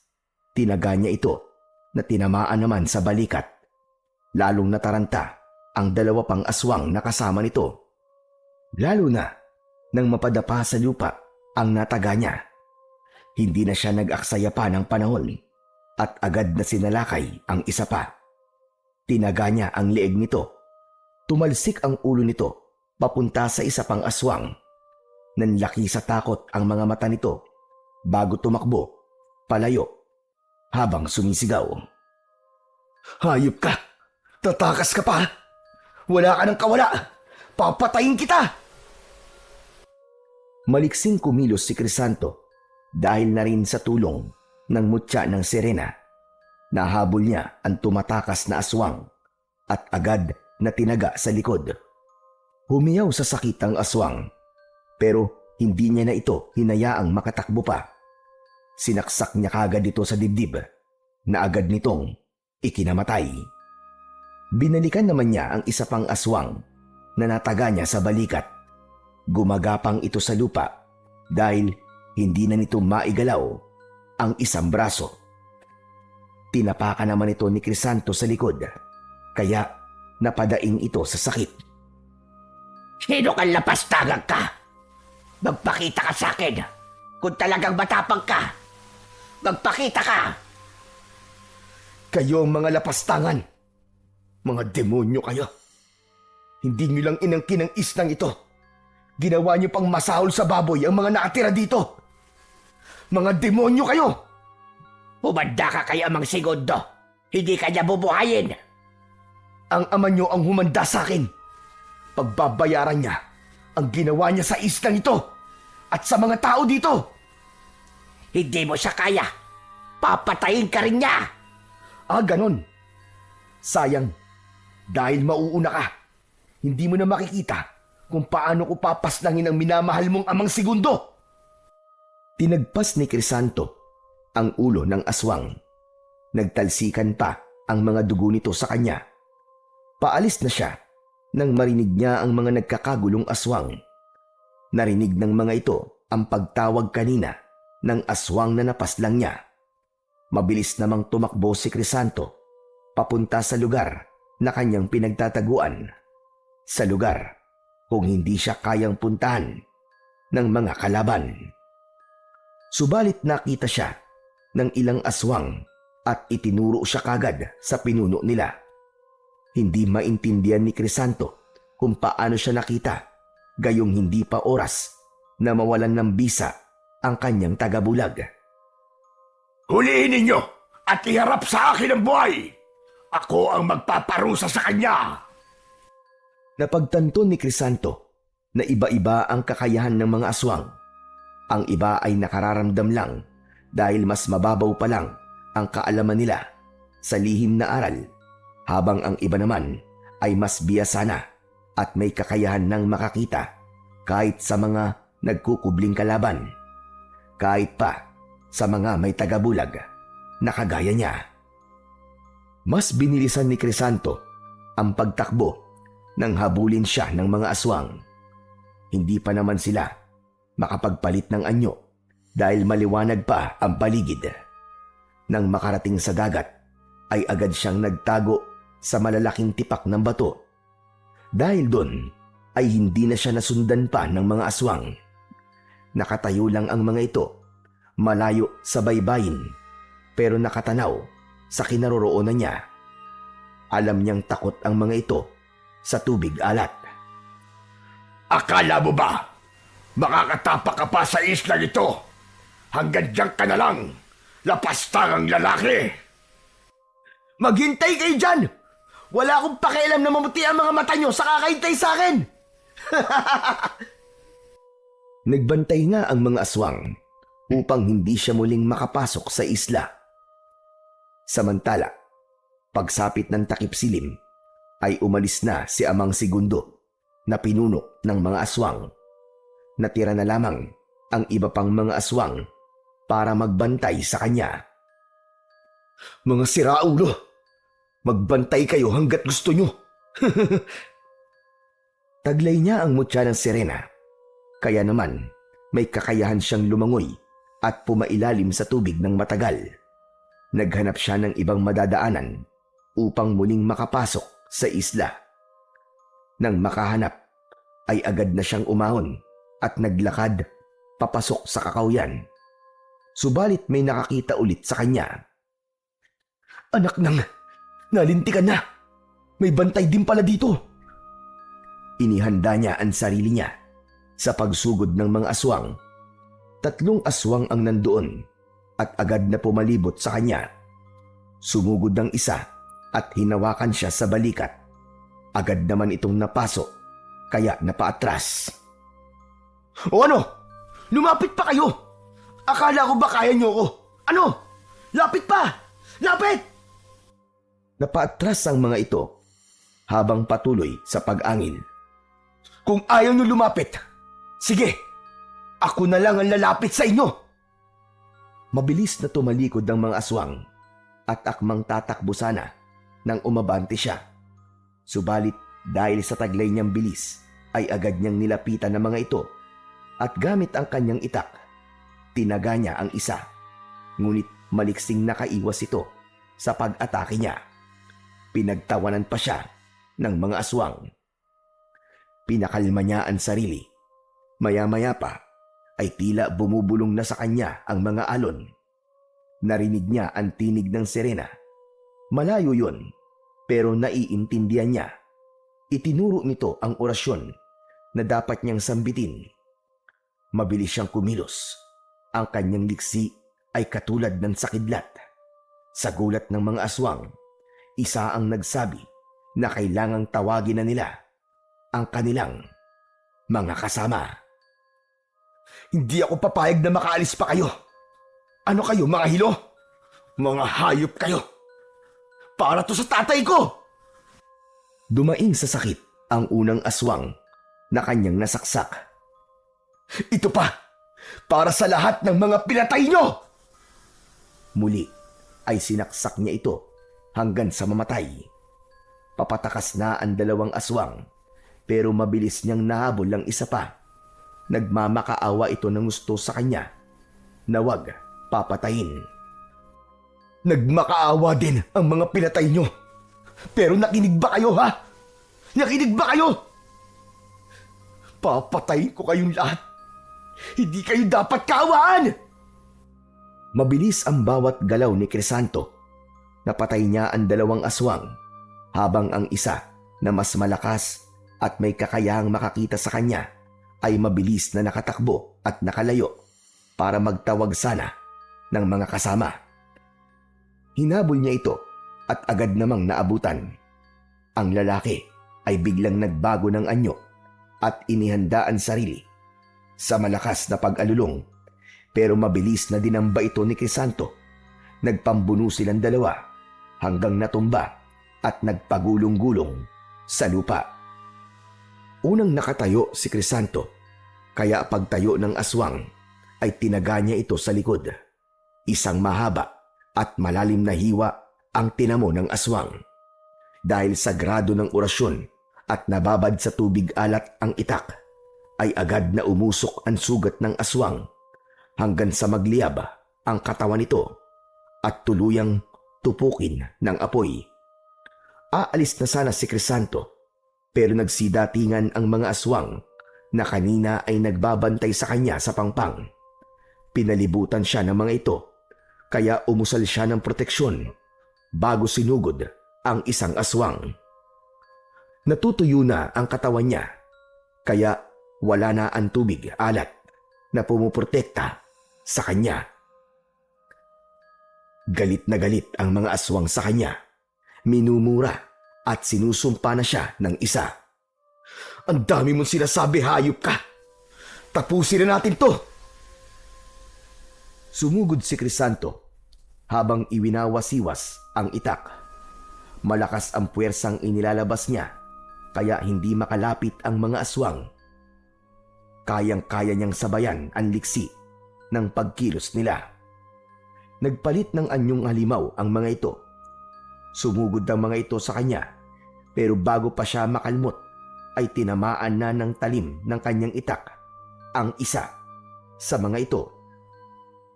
Lumalabas lang ang tapang nyo dahil marami kayo. 5 laban sa isa. Hindi kaya ako lugi niyan? Pinagtawanan siya ng mga aswang. Tinawag na duwag at walang kwenta si Crisanto. Ano? Ako duwag? Mga diablong buwang kayong lahat! Papatayin ko kayo! Papatayin ko kayo! Nagkaroon ng matinding laban. Malulupit ang mga bagong aswang na kalaban niya. Walang silbi ang kanyang tagabulag dahil nakikita siya ng mga ito. Mabibilis din ang kanilang mga kilos. Medyo nahihirapan si Crisanto sa pagpaslang sa mga ito. Ilang sandali ang nakalipas ay biglang natigilan ng binata nang makakita ng ibang grupong pasugod sa mga aswang na kalaban niya. Pagdating ng mga ito ay agad na sumiklab ang laban. Nahati ang atensyon ng mga ito, kaya naman nagkaroon siya ng pagkakataong labanan isa-isa ang mga aswang. Mabilis siyang kumilos at kinilala ang mga aswang base sa suot nilang mga damit. Hinayaan niyang mabuhay ang mga aswang na bagong dating. Natalo nila ang mga malalakas na aswang. Hindi ko alam kung bakit kinakalaban niyo ang kapwa niyo aswang. Pero maraming salamat. Nailigtas niyo ako kahit hindi niyo intensyon. Umalis na ang aswang. Naiwang mag-isa si Crisanto. Sa mga sandaling yon ay bigla siyang kinutuban na baka mga rebelding aswang ang tumulong sa kanya. Mga aswang na hinawaan lang ng mga kasama ni Segundo. Gagawin ko ang lahat ng makakaya ko para mapalaya ang islang to sa kamay ng mga aswang. Tumindig siya at naglakad patungo sa ginagawang bulwagan ng mga aswang. Doon kasi nila ginagawa ang ritual ng pagyayanggaw at doon din sila namimili ng taong kakainin. Hindi agad lumapit si Crisanto sa bulwagan. Marami ng mga aswang doon, pero wala pa ang mga biyag nilang tao. Umakyat sa puno si Crisanto para hindi siya mapansin ng mga aswang. Doon ay malaya siyang nakakapagmasid sa paligid. Mula sa malayo ay nakita niya si Dolpo na nagmamasid lang din. Hindi lang pala si Dolpo ang taga-isla na naging aswang, kundi marami pa sila. Hindi niya alam kung kakampi pa rin ba nila ang mga ito o kalaban. May lumapit na aswang sa pinaka-leader. Narinig niyang sinabi nito ang tungkol sa kanya na hindi na siya mahanap. Galit na galit ang leader sa kanyang narinig. Pero ilang sandali lang ay huminga ito ng malalim at saka kumalma. Hayaan na ninyo. Wala rin naman siyang magagawa laban sa atin. Mamamatay lang siya kung susugod siya dito ng mag-isa. Mabuti pa ay tawagin mo ng lahat para makapagsimula na tayo. Aalis na sana ang aswang, pero muli siyang tinawag ng pinuno. Dahil hindi ko mga biyag, ako ang pipili kung sino magiging pagkain ngayong gabi.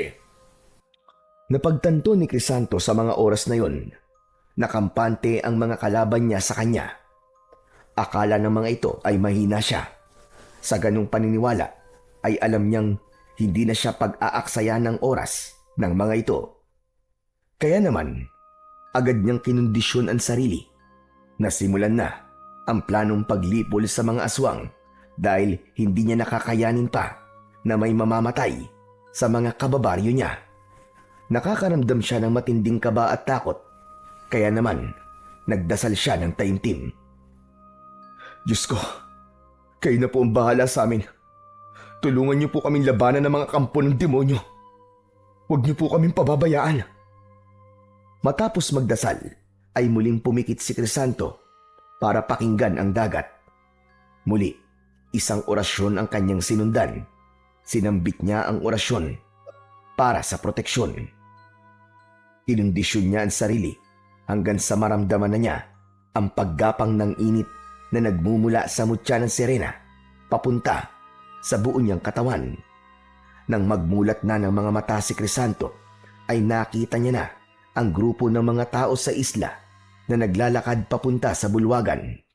Walang tali ang mga ito kasi kampante ang pinuno ng mga aswang na walang makakalabas ng buhay sa islang yon. Nakita din ni Crisanto si Isabel na binubulungan ang katabing lalaki. Nagtitinginan ng mga ito, kaya alam ni Crisanto na nagawa ng maayos ni Isabel ang iniutos niya rito. Nasa gitna ng bulwagan ang mga tao habang ang mga aswang naman ay nakapalibot sa kanila. Simulan na ang pagdarasal! Pagdarasal para sa punyong demonyo! Pwe! Lapastangan ka! Kayo ang lapastangan! Mga hayop kayo! Nilapastangan niyo ang buhay ng lahat dito! Matapang ka talaga, babae. Hanga ako sa'yo. Pero bakit ayaw mo sumanib sa amin? Yan tapang mo na yan. Magagamit ko yan sa mas mahusay na paraan kapag pumanig ka sa amin. Patayin mo na lang ako kaysa maging kapanalig niyo ako, mga hayop! At talagang ayaw mo? Sige, kung ayaw mo maging kakampi, pues, ituturing na kita ngayong kaaway. Sige mga kasama, lagyan ng busal ang bibig ng babaeng yan. Sige, lagyan mo! Wala akong pakialam. Pero bago mo malagyan ng busal ang bibig ko, gusto kong sabihin sa'yo, bumalik ka na sa impyerno! Manahimik ka! Ito na ang huling pagkakataon, Sabel. Kung hindi ka pa rin papayag na maging kaanib namin, gagawin na talaga kitang pagkain. Hayop ka! Hayop! Sa itaas ng puno ay panay naman ang bulong ni Crisanto. Grabe ang tapang ng babaeng to. Baka ikapahamak mo ang katabilan ng dila mo, Sabil. Ilang sandali pa, nakita ni Crisanto na nagsiluhod ang mga aswang sa puon nila. Nakatayo naman si Amang Segundo habang umuusal ng ritual. Nakapikit ang mga aswang. Yun ang hinihintay na sandali ni Crisanto. Bumaba siya sa puno at dahan-dahang lumapit. Nag-ingat siya ng mabuti upang hindi siya maramdaman ng mga aswang. Nang makalapit na siya, ay binilisan niya na ang pagkilos bago pa siya maramdaman ng mga ito. Agad niyang iwinasiwas ang hawak na itak at 2 aswang kagad ang natumba. Isang aswang ang nagmulat ng kanyang mga mata at laking gulat niya nang makita ang dugoang mga kasamaan. Sisigaw pa sana ito pero naunahan ni Crisanto. Nasaksak na ito bago pa man siya makapag-ingay. Pero naramdaman na ng ibang aswang ang kanyang presensya. Talagang ngayon ka pa ng gulo kung kailan nagre-ritual kami. Wala akong pakialam sa ginagawa niyong ritual. Huwag mong bastusin ang aming ginagawang ritual. Isa kang lapastangan. Papatayin kita. Pagbabayaran mo ang pagpatay mo sa tatay ko. At ano ang tingin mo sa sarili mo? Malakas? Kaya mo ba kami lahat? Sige, pagbibigyan kita. Ako ang kalabanin mo. Subalit, bago pa sila maglaban ng pinuno, ay agad na sumigaw si Crisanto. Binigyan niya na ng hudyat si Isabel. Isabel! Ngayon na! Nang marinig ito ng dalaga, ay kagad siyang tumayo. Tumakbo silang lahat kasama ang mga kalalakihan. Agad yung pinigilan ni Segundo. Magsitigil kayo sa pagtakbo! Kapag nahuli namin kayo, mamamatay na kayong lahat! Wala na kaming bubuhayin pa! Gawin niyo na ang dapat, Isabel! Ako nang bahala dito! Sige na! Mas binilisan pa ng mga tao ang pagtakbo. May ilang pumigil sa kanilang mga aswang. May ilan na nasugatan pero walang huminto. Pupunta sila sa kakawyan kung saan nakatago ang mga sibat. Hindi nila pinansin ang pag-aalburuto ng pinunong aswang at ang paghabol sa kanila ng mga aswang. Lahat ay sabik, lumaban para sa kanilang kalayaan. Walang yakang lalaki ka! Ang lakas ng loob mong gawin ito sa loob ng aking isla! Ang kapal ng mukha mo sabihin na sa'yo ang islang to. Sa amin to! Sa amin! At ipaglalaban namin ang aming tahanan. Laban sa inyo! Kahit na anong mangyari! Mga mahihina lang kayong nilalang. Wala kayong laban sa aming mga aswang. Talaga ba? Alam mo bang napasdan ko ng ilan sa pinakamalalakas mong mga tauhan? Masyado mong minamaliit kasi ang kaya kong gawin. Halika na rito. Maglaban na tayo. Para matapos na ang kwento mo. Mayabang ka! Kung ganun, tignan natin kung hanggang saan ang yabang mo. Lalo mong pinahamak ang mga taong nandito. Sige mga alagad! Patayin ang lahat ng naiwang mga bihag! Nanlaki ang mga mata ni Crisanto sa narinig. Hindi niya inaasahan ang ganun pa siya mula sa lider. Ginamit niya ang kanyang bilis para tulungan ang mga tao na sinasalakay ng mga aswang. Humalakhak ng malakas si Segundo, pero nagulat ito nang makita si Dolpo at ang ibang mga nayanggaw nila. Kinakalaban ng mga ito ang kapwa nila aswang. Dolpo, traidor ka! Matapos mong traidorin ang mga kababayan mo, kami naman ang tatraidorin mo ngayon! Kahit kailan, hindi ko tinalikuran ng mga taga-isla. Pumayag lang ako maging aswang para may lakas akong patayin ka. Ikaw ang pumatay sa mag-ina ko, kaya't papatayin din kita! Dolpo, wag! Hindi mo siya kayang labanan! Crisanto! Ako nga to! Iligtas mo mga kababayan natin! Ako na ang bahala sa matandang aswang na yan! Salamat! Salamat at buhay ka, Crisanto! Maya-maya pa ay dumating na sina Sabel at ang lahat ng mga kalalakihan. May bitbit silang mga sibat. Subalit bago pa makalapit ang dalaga ay nakita niya ang isang aswang na sumugod mula sa likuran ni Dolpo. Dolpo! Sa likod mo! Sa pagsigaw ni Sabel ay napalingon sa likod si Dolpo. Nakita niya ang aswang na pasugod sa kanya. Mabilis siyang nakailag. Tinulungan naman ni Crisanto si Dolpo at tinaga ang aswang. Handang-handa na ang lahat na ipaglaban ang kanilang isla. Maging si Sabel ay handa na ring makipagpatayan. May pagtanggol lang ang mga walang kakayahang lumaban. Ang pinuno naman ng mga aswang ay halos magwala sa galit, lalo na nang makitang marami na ang mga namatay. Nakapanalig nitong aswang. Mga inutil! Nasa na ang ibang mga alagad ko? Huwag ka nang maghanap! Inisa-isa ko na mga inaasahan mong alagad! Patay na silang lahat! Hindi maaari! Hindi maaari! Isuko mo na ang buhay mo para hindi ka na mahirapan! Papatayin kitang walang hiya ka! Sumugod ang pinunong aswang habang nakaumang ang mahahabang kuko nito. Nagpalit anyong halimaw ito, pero hindi nagpadaig si Crisanto. Kayang-kaya niyang sabayan ang galaw ng kanyang kalaban kahit gaano pa ito kabilis. Ang ibang mga aswang naman ay nagpalit anyong uwak at balak ng tumakas. Dumampot ng bato si Dolpo at ibinala sa tirador na palagi nitong dala. Tinirador nito ang mga uwak kaya bumabagsak ang mga ito sa lupa. Hindi ako papayag na ikaw lang ang sisira sa plano kong pagpaparami ng lahi. Papatayin kita! Hindi rin ako papayag na makapag-asika pa ng lagim sa islang ito at sa iba pang mga lugar. Katapusan mo na! Akmang itatarak na sana ni Crisanto ang itak sa dibdib ni Segundo, pero nakapagpalit ito sa anyong uwak at lumipad para tumakas. Tumatakas na ang duwag na pinuno! Tumatakas na siya! Bumalik ka dito! Duwag na aswang! Walang nagawa si Crisanto. Maya-maya pa ay napatingin ito sa kanyang kaibigan. Dolpo! Ang tirador mo! Iagis mo sa akin! Dali!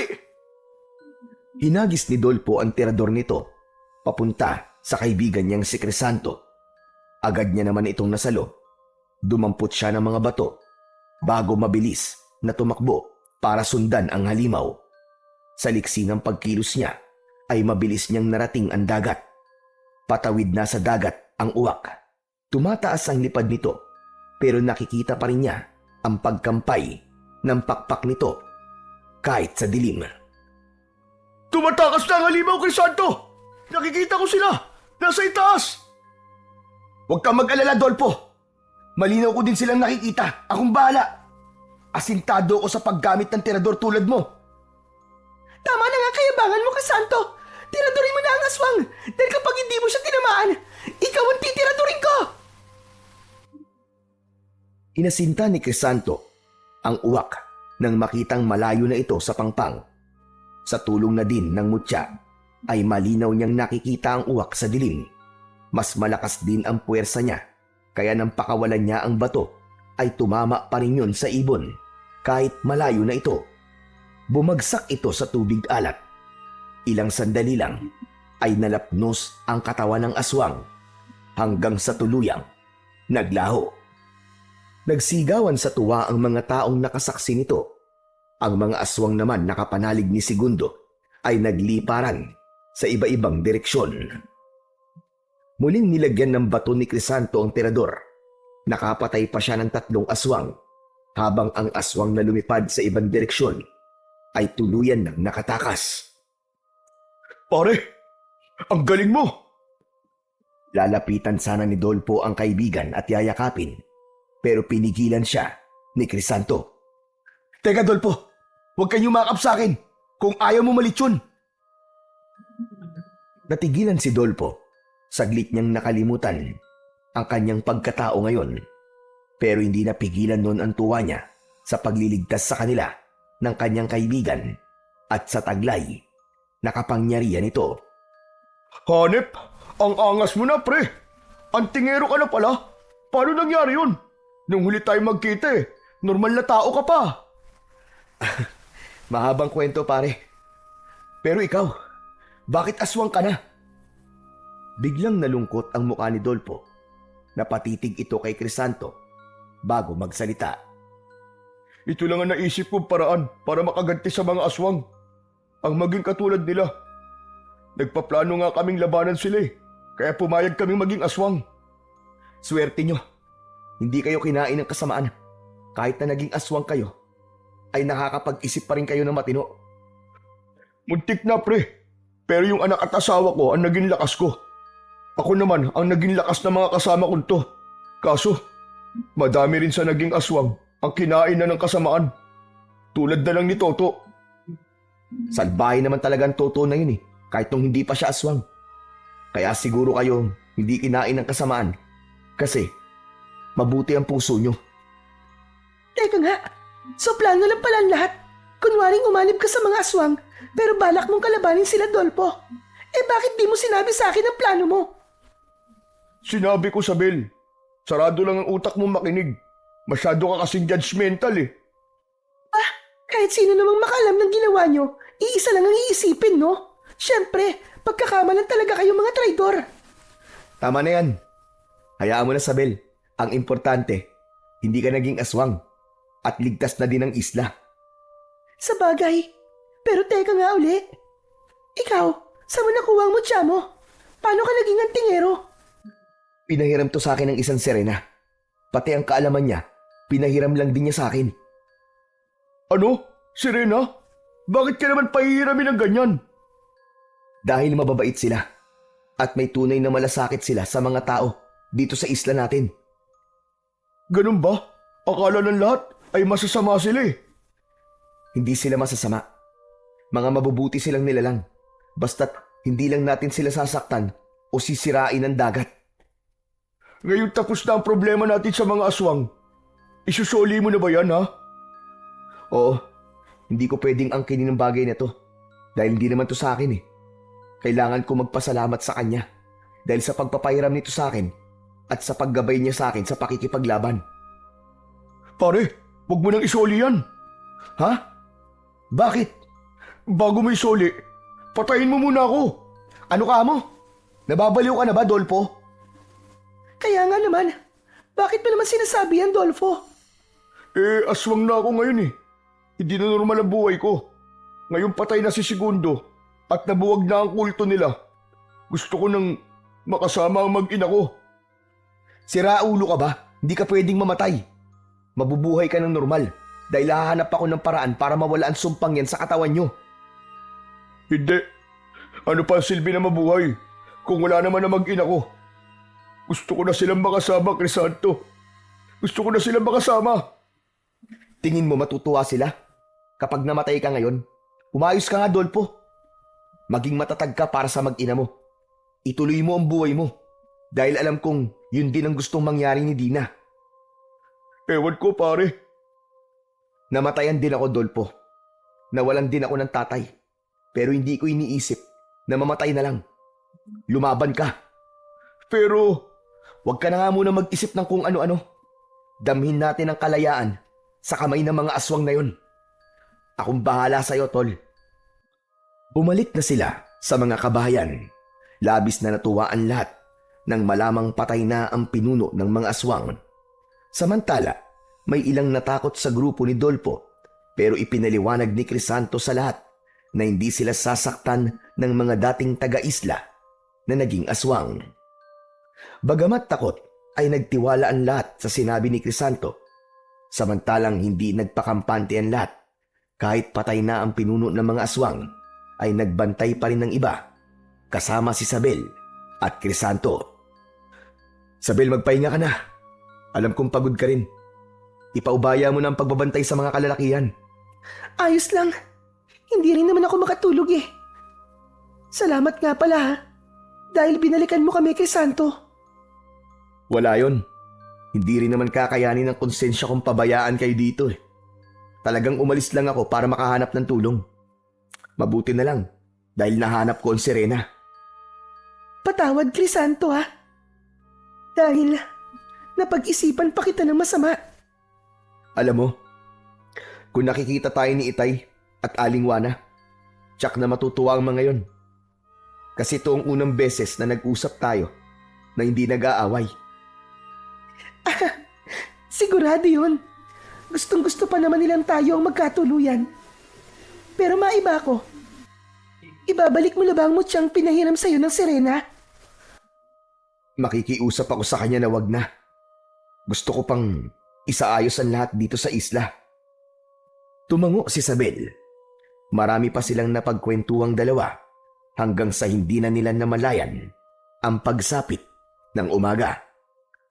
Aalis na muna ako, Sabel ha. Kakausapin ko lang ang Serena. Sige, mag-iingat ka. Lumusong na siya sa dagat. Hinayaan niya ang sarili na tangayin ng mga alon. Pumikit siya habang nasa ibabaw ng tubig. Maya-maya pa ay may narinig na siyang tinig. Nakita niya ang sarili sa lugar kung saan niya unang nakita ang mahiwagan Serena. Magiliw siyang tinanggap ng Serena. Kaibigan, ayos lang ba sa'yong humiling pa ako ng isa pang tulong? Anong kahilingan? Sabihin mo lang, Crisanto. At kung kaya ko, ay ibibigay ko sa'yo. Gusto ko sanang hiramin muna ang mutya hanggang sa maayos ko ang isla. May mga nayanggaw kasi ang mga aswang, kaya gusto kong hanapan ng lunas. Hindi na kailangan maganap ng lunas. Ang mutya namin ay maaasahan din sa panggagamot. Pwede mo yung gamitin at siguradong gagaling sila. Pero pagkatapos nun, ay isauli mo na sa akin dahil mahalaga sa amin ang mutya na yan. Muli ko yung ipagkakatiwala sa'yo. Salamat talaga ng marami sa'yo, kaibigan Serena. Pero may kapalit na ang hiling mo na ito, Crisanto. Ano? Anong kapalit? Sinagot ito ng Serena. Bahagyang naguluhan si Crisanto, pero maya-maya pa ay pumayag na rin. Handa siyang magsakripisyo, alang-alang sa kanyang mga kasamaan. Samantala, ibinahagi na sa kanya ng Serena kung paano niya magagamit ang mutya sa panggagamot. Magagamit mo ang mutya ng Serena. Ibabad mo to sa tubig ng isang buong magdamag. Dasalan mo bago ipainom sa kanila. Ganun lang pala kadali ang lahat. Salamat talaga. Salamat sa tulong mo, kaibigan Serena. Pagbalik niya sa kubo, ay ginawa kagad niya ang bilin ng Serena. Ibinabad niya ang mutya sa tubig at pagkatapos ay hinayaan muna niya para mababad ng matagal. Dumating naman si Isabel na may dalang mainit na sinigang na isda. Dinalang kita ng pagkain. Alam ko kasi na hindi ka nakapagluto. Hoy, walang gayuma yan ha. Nako, kahit may gayuma pa to, kakainin ko to. Oo nga pala, nasan si Dolfo? Nandun sa bahay niya nagmumukmok. Ano bang ginagawa mo rito? Gumagawa ako ng gamot para mabalik na sa dati ang mga nayanggaw. Kailangan ko ng tulong mo, Sabel. Oo naman, maaasahan mo ako dyan. Huwag mo rin sanang pababayaan si Dolfo. Gabayan mo siya. Kasi baka totohanin niya ang kagustuhan niyang mamatay. At kapag okay na ang lahat, huwag mong pababayaan ang mga tao dito sa isla. Teka, sandali nga. Bakit parang nagbibiling ka? Aalis ka ba sa isla? Hindi ko nasabi sa'yo. May kapalit kasi ang tulong ng Serena sa atin eh. Anong kapalit? Kailangan kong tumira kasama nila habang buhay. Ano? Totoo ba yan? Malungkot na tumango si Crisanto. Napuno naman ng luha ang mga mata ni Isabel bago yumakap sa kanya. Hindi na rin niya napigilang umiyak bago tumugon sa yakap ng babae. Alam mo ba kung bakit lagi akong galit sa'yo, ha? Hindi mo kasi ako pinapansin. Tapos kapag napansin mo naman ako, tinatrato mo ako parang si Dolfo. Hindi mo ako tinatratong babae. Kahit naman ganito ako, babae pa rin ako. Sorry na, Isabel. Akala ko kasi one of the boys ki. Manhid ka lang kasi. Kahit si Inay at si Mang Tiborcio, ramdam na may gusto ko sa'yo. Talaga? May gusto ka sa akin? Sinabi ko na, di ba? Hindi ko na uulitin yun. Pasensya ka na, Isabel. Pero, ibaling mo na lang sa iba ang nararamdaman mo. Alam ko naman na hindi ako ang tipo mo eh. Kaya sige lang. Ano ba yan? Sige na nga, kumain ka na. Baka lumabig yun sa baw eh. Bukas babalik ako dito para tumulong sa panggagamot. Kanina pa nakaalis ang babae, pero nakatulala pa rin si Crisanto. Alam niya sa sarili na may damdamin din siya kay Isabel, pero hindi niya na dapat sabihin dahil aalis na siya. Kinabukasan ay nanggamot na sila ni Isabel. Dinadasalan niya ang mga tubig at ito naman ang nagpapainom sa mga nayanggaw. Matapos makainom ay nagsuka ang mga ito hanggang sa lumabas ang napakalapot at nangingitim na laway. Naging matagumpay naman ang gamutan nila. Nakabalik na sa normal na pamumuhay ang mga taga-isla. Nang maisaayos ni Crisanto ang isla, ay tsaka naman niya hinarap ang obligasyon niya sa Serena. Kailangan niyang tuparin ang ipinangako niya dito, kapalit ang tulong na ibinigay nito. Nang gabing yon ay naglakad si Crisanto papunta sa dagat. Hindi na niya nakita ang lihim na pagtanaw ni Isabel. Lumusong si Crisanto sa dagat. Lumangoy siya hanggang makarating sa kailaliman nito. Mula doon ay tila hinihigop sa kung saan ang kanyang katawan hanggang mamalayan na lang niyang nasa mundo na siya ng mga sirena. Doon ay namuhay siyang payapa pero puno ng kalungkutan. Madalas ay tumatanaw siya sa kanilang isla at kung minsan naman ay lihim niyang tinutulungan ang mga mangingisda para makakuha ng sapat na isda. Crisanto, ramdam ko ang kalungkutan mo at ang laging pagtanaw sa babaeng nakatayo sa pampang. Siya si Isabel. Siguro'y umaasa siyang makikita ko sa dagat. Pero huwag kang mag-alala. Tutuparin ko ang pangakong manatili dito sa tabi mo. Nakita ko na ang kabutihan ng puso mo, Crisanto.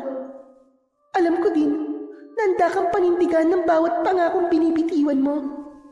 Pero hindi ko kayang makita na nandito ka lang dahil tumatanaw ka ng utang na loob. Patawad kung yan ang naipaparamdam ko sa'yo. Palalayain na kita, Crisanto. Bumalik ka na sa mundo mo. Ha? Pero bakit? Dahil yun ang nararapat. Hindi ko din kayang makita ang kalungkutan mo. Lalong nanlalamig ang puso ko sa tuwing nakikita ko ang lungkot sa mga mata mo. Pero bago ka umalis, kailangan kong bawiin ang mutya, pati na ang mga kaalamang binigay ko sa'yo. Salamat, kaibigan. Napakabuti mong talaga. Sana huwag mong alisin ang alaala ko kasi gusto kong habang buhay na maalala ang kabutihan na ginawa mo sa amin. Hinawakan ng Serena ang ulo niya. Pakiramdam niya ay sasabog ang ulo niya, lalo na nang maramdaman niyang parang hinihigop ito. Pagkatapos ay nakarinig siya ng isang malamyos at napakalungkot na awit. Alam niyang nagmumula yon sa Serena. Nakaramdam siya ng antok hanggang sa siya ay nakatulog. Nang magising siya, ay nakadapa na siya sa gilid ng dalampasigan. Crisanto! Crisanto, bumalik ka na! Tuwang-tuwang nilapitan ni Isabel ang lalaki. Isabel, totoo ba na nakauwi na ako? Oo, Crisanto. Narito ka na sa isla. Ang tagal ko naghintay na bumalik ka. Teka, tatawag lang ako ng tulong para madala ka namin sa kubo. Hindi ko pinabayaan ang kubo mo, kaya matibay pa rin yun hanggang ngayon. Palagi ko yung nililinis. Huwag ka na magtawag ng tulong. Kaya ko ang sarili ko, Isabel. Sige, aalalayan kitang tumayo. Inalalayan siya ni Isabel hanggang sa paglalakad. Dinala siya nito sa kubo. Nagtataka naman ang mga taong nakakakita sa kanila. Isabel, sino yung kasama mo? Dolpo, tulungan mo ako. Dali natin sa kubo si Crisanto. Ha? Si Crisanto na yan?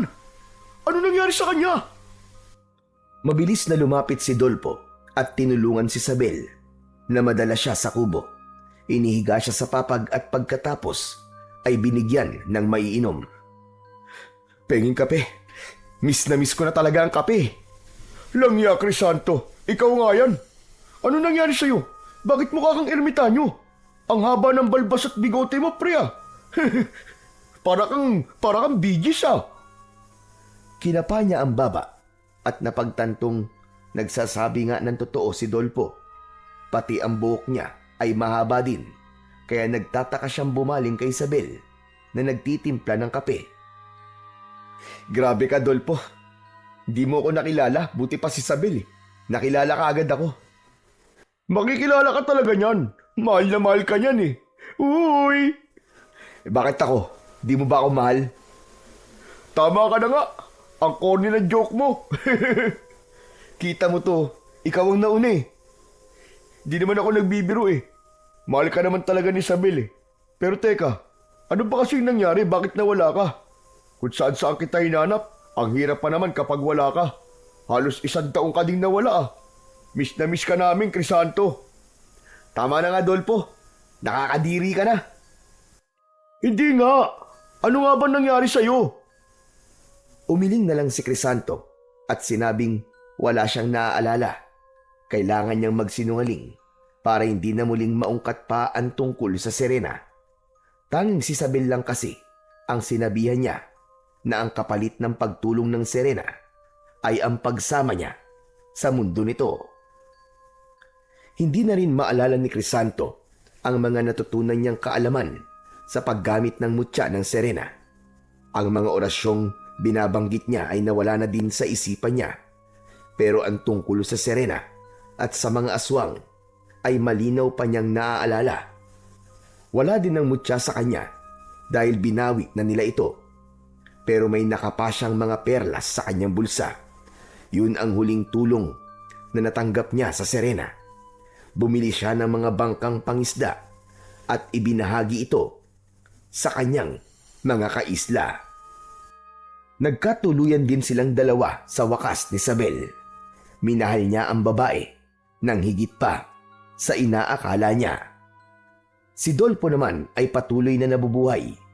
Sa paglipas ng panahon ay natanggap na din ito ang pagkawala ng asawa at anak.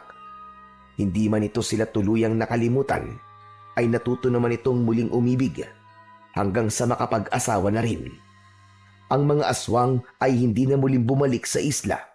Siguro ay nagkawatak-watak na ang mga ito at naghasik na sa iba't ibang sulok ng bansa. Naging masaya ang buhay nila Crisanto at Isabel.